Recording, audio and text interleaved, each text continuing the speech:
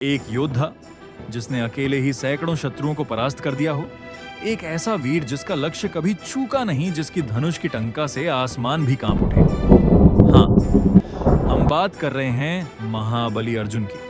लेकिन क्या आप जानते हैं कि इस महायोद्धा को हराने का साहस और शक्ति किसके पास थी? क्या सच में ऐसा कोई योद्धा था जो अर्जुन को चुनौती दे सकता था? क्या वह कोई देवीय शक्ति थी या फिर एक ऐसा मानव जिसने असाधारण तप और साधना से अर्जुन को मात देने की क्षमता पाई थी?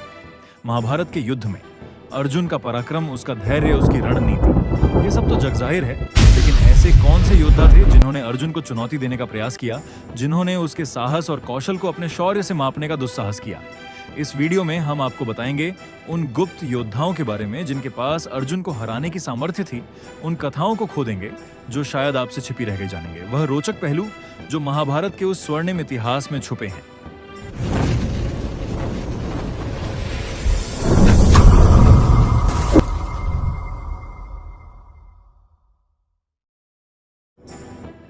चलिए दोस्तों, वीडियो शुरू करते हैं। इस संसार में ब्रह्मा, विष्णु, महेश के अतिरिक्त हर कोई परास्त किया जा सकता है। केवल यह तीन ही अजय हैं। अर्जुन अजय थे, उन्हें कोई भी हरा नहीं सकता था। किंतु महाभारत में ही ऐसे कई किस्से हैं जिसमें यह वर्णन किया गया है कि अर्जुन परास्त हुए हैं। न कि सिर्फ परास्त हुए हैं, बल्कि अर्जुन महाभारत के पूर्ण काव्य में 4 बार मृत्यु को प्राप्त हुए हैं। उसमें से 3 बार उन्हें पुनः जीवन दान मिला है। एक मनुष्य को केवल शस्त्र से ही नहीं बल्कि बुद्धि से भी हराया जा सकता है। महाभारत के महान काव्य के अनुसार अर्जुन को बुद्धि से 1 बार और शस्त्र से 2 बार मृत्यु के मुख में छोड़ा गया है। आइए जानते हैं इस अद्भुत घटना को। यह घटना वनवास के दौरान की है, जब श्री कृष्ण ने अर्जुन को दिव्यास्त्र प्राप्त करने के लिए इंद्र एवं शिवजी की घोर तपस्या करने की अनुमति दी थी। इंद्रदेव को प्रसन्न करने के पश्चात अर्जुन शिवजी की घोर तपस्या में लीन थे।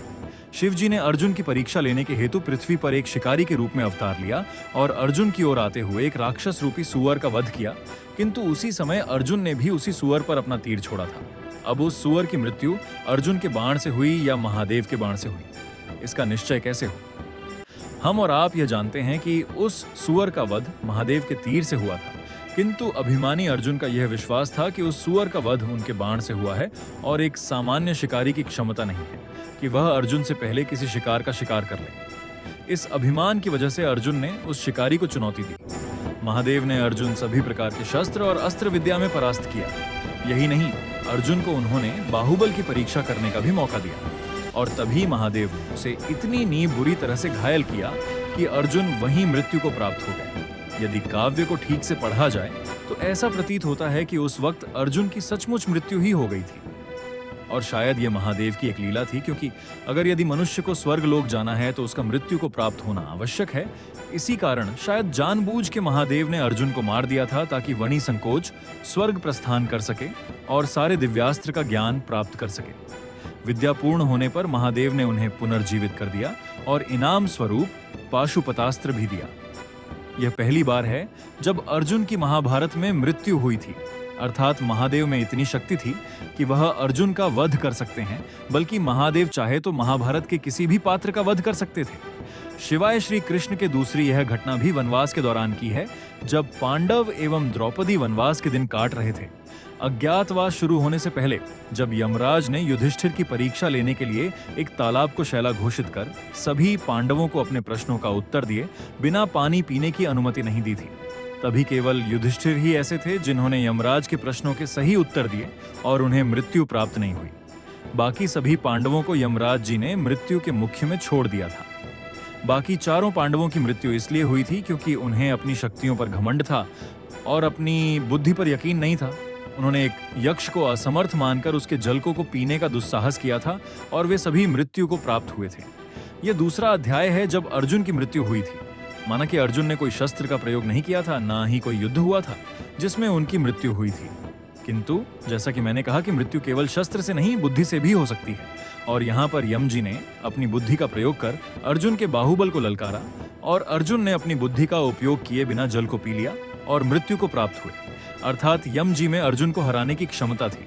तीसरा, यह किस्सा महाभारत के युद्ध के पश्चात हुआ था। महाभारत का युद्ध समाप्त होने के बाद युधिष्ठिर ने अश्वमेध यज्ञ का अनुष्ठान लिया था, जिसके अनुसार अर्जुन उत्तर पूर्व दिशा में विजय पताका लेकर निकले थे। वहां उनका सामना एक युवराज से हुआ जिसने अर्जुन को ललकारा था। युवराज एक बालक था, इस कारण अर्जुन का घमंड उससे यह कहता था वह उस बालक को बहुत ही आसान से हरा देगा। जब युद्ध आरंभ हुआ तो उस युवराज ने एक ऐसा अचूक निशाना लगाया कि उस तीर ने सीधा अर्जुन की गर्दन को धड़ से अलग कर दिया। अर्जुन की मृत्यु वहीं हो गई थी। वह युवराज चित्रांगदा का पुत्र बब्रुवाहन था।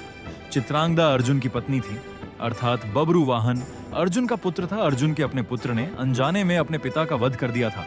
उस वक्त अर्जुन की दूसरी पत्नी उल्लूपी ने नागमणि के प्रयोग से अर्जुन को पुनः जीवन दान दिया था, अर्थात अर्जुन को हराने की क्षमता एक साधारण बालक में भी थी। चौथा बर्बर एक भीम का पौत्र और घटोत्कच का पुत्र बर्बरी महान तपस्वी था। उन्होंने अपनी तपस्या से ऐसी सिद्धियां प्राप्त की थीं कि वह केवल 2 ही बाणों से अपने सभी शत्रुओं का एक साथ नाश कर सकते थे। इस कारण मेरा मानना है कि बर्बरीक और अर्जुन का सीधा युद्ध हो। अर्जुन की मृत्यु निश्चित थी। 5वें स्थान पर मैं 2 योद्धाओं के नाम एक साथ लूंगा, क्योंकि वे दोनों समान स्वरूप से शक्तिशाली थे और उनकी सोच बिल्कुल एक समान थी। मैं पितामह भीष्म और आचार्य द्रोण की बात कर रहा हूं। संपूर्ण महाभारत के दौरान अर्जुन इन दोनों योद्धाओं को कभी अकेले पूरी तरह से हरा नहीं पाया। ये तीनों योद्धा आपस में शक्ति में एक समान थे, किंतु सबसे बड़ा फर्क यह है कि आचार्य द्रोण और पितामह भीष्म अर्जुन से बेहद प्रेम करते थे, अतः वह कभी भी अर्जुन की ओर ऐसे तीर नहीं छोड़ जो उसके प्राण लेंगे। अर्जुन और इन दोनों योद्धाओं का सामना देखा जाए तो केवल विराट युद्ध और महाभारत के युद्ध में ही हुआ है। इन दोनों समय दोनों आचार्य और पितामह अर्जुन की ओर से बहुत ही भावुक थे, इसलिए हमारा यह मानना है कि वह अपनी पूरी क्षमता से अर्जुन से युद्ध नहीं कर रहे थे, बल्कि दुर्योधन ने बार बार इन दोनों पर यह आरोप भी लगाया है। अब एक क्षण के लिए इस स्थिति के बारे में विचार कीजिए। आचार्य द्रोण और पितामह दोनों ही हस्तिना से बंधे हुए थे। दोनों को हस्तिनापुर की सुरक्षा का अत्यंत विचार था। वह हस्तिनापुर की रक्षा के लिए अपने प्राण भी न्योछावर कर सकते थे। महाभारत के युद्ध के दौरान दोनों यह जानते थे कि दुर्योधन की हार में ही हस्तिनापुर की जीत है, इसीलिए उन्होंने अपना पूरा बल युद्ध में नहीं लगाया और अर्जुन को जीतने दिया। अब एक क्षण के लिए यह सोचिए कि द्यूत क्रीड़ा के बाद वनवास जाने की बजाय पांडवों ने हस्तिनापुर पर आक्रमण कर दिया होता। जैसा कि अंचाल राज्य और द्रौपदी के पिता चाहते थे, तो पितामह भीष्म और द्रोण अपनी पूरी ताकत से हस्तिनापुर की रक्षा करते और उस वक्त कदाचित अर्जुन उन्हें परास्त करने में असफल होता। यह हमारी अपनी मान्यता है कि उस वक्त अगर अर्जुन ने हस्तिनापुर पर आक्रमण किया होता तो पितामह भीष्म अकेले या द्रोणाचार्य अकेले ही अर्जुन का वध कर सकते थे। अगर वध नहीं कर सकते थे तो निश्चय ही उसे हरा सकते थे, परंतु ऐसा कुछ हुआ नहीं और अर्जुन ने अपने धर्म का पालन किया और 14 वर्ष वनवास चले गए। इसीलिए इन दोनों ने महाभारत के दौरान अपने प्राण को त्याग नहीं स्वीकार किया। इस सोच का कुछ प्रमाण भी बताते हैं। विराट युद्ध के दौरान जब युद्ध अंत करने के लिए अर्जुन ने दिव्यास्त्र का प्रयोग किया था, जिसके कारण सभी योद्धा मूर्छित हो गए थे, तब आचार्य द्रोण और पितामह भीष्म मूर्छित नहीं हुए थे। उन्होंने केवल युद्ध आगे न बनाने का निश्चय किया था, क्योंकि उनका युवराज घायल था। महाभारत के युद्ध के दौरान पहले 10 दिन अर्जुन रोज पितामह से युद्ध करता था, किंतु वह युद्ध बिना किसी निष्कर्ष के समाप्त हो जाता। फिर अंत में जब उसने शिखंडी का सहारा लिया, तब वह पितामह को हरा पाया। उसी प्रकार युद्ध के अगले 2 दिन तक वह आचार्य द्रोण को कभी पूरी तरह से हरा नहीं पाया। 14 दिन के युद्ध के दौरान अर्जुन ने कई महान सिद्धियां प्राप्त की। उसने अकेले ही 7 अक्षौहिणी सेनाओं का वध कर दिया था, किंतु युद्ध के आरंभ में ही उनका सामना आचार्य से हुआ था। उस वक्त काफी देर तक दोनों में द्वंद्व युद्ध हुआ, जिसका कोई निष्कर्ष नहीं निकल रहा था। यह देखकर श्री कृष्ण ने अर्जुन से कहा कि वह आचार्य द्रोण से आगे जाने की आज्ञा मांगे और यह युद्ध बंद करें। अर्जुन ने बिल्कुल ऐसा ही किया और एक शिष्य होने के नाते अपने गुरु से आगे जाने की आज्ञा मांगी। तब आचार्य द्रोण उसे मना न कर सके और उसे आगे बढ़ने की आज्ञा दे दी। यदि आचार्य द्रोण सचमुच चाहते तो उस दिन जयद्रथ जिंदा बच जाता और अपनी प्रतिज्ञावश अर्जुन को आत्मदाह लेना पड़ता। ऐसा नहीं चाहते थे, इसीलिए उन्होंने अर्जुन को आगे जाने दिया। तो देखा जाए तो आचार्य द्रोण और पितामह दोनों में ही अर्जुन को हराने का सामर्थ्य था। 6वां अर्जुन को। तो दोस्तों वीडियो बहुत लंबी हो जाएगी। आगे की कहानी को मैं नेक्स्ट वीडियो में बताने वाला हूँ, अर्जुन और कर्ण के बारे में। तब तक आप सभी वीडियो को सब्सक्राइब कर लीजिए। गुड बाय दोस्तों।